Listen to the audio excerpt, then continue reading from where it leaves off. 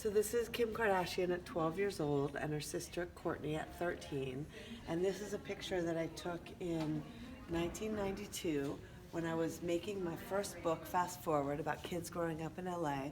And it was about how kids were affected by this culture of celebrity and importance of materialism and importance of image.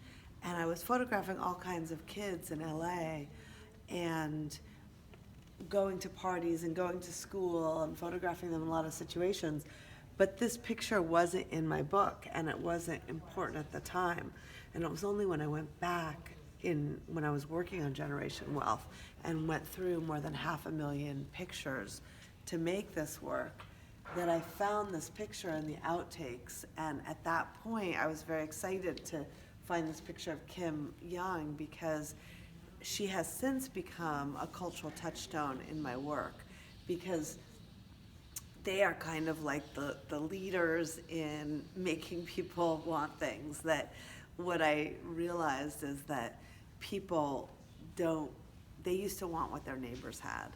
And in the last 20 years, they've started to know celebrities and the people they know on TV more than their actual neighbors and wanted what they have. And so this kind of American dream of keeping up with the Joneses has become keeping up with the Kardashians. And then the other piece of it, which you see later on in the show, there's a section called sexual capital.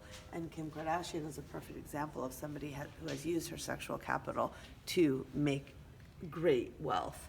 And the fact that she begins her career with a sex tape and becomes a mainstream star worth millions and millions is part of this story.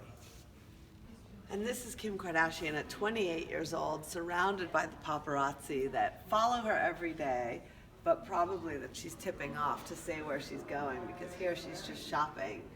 And so I was really interested in the change that had taken place in the culture from when she was 12 years old, and I took my first picture of her, to when she was 28 in 2009. And one of the things that really inspired me in this project was talking to children.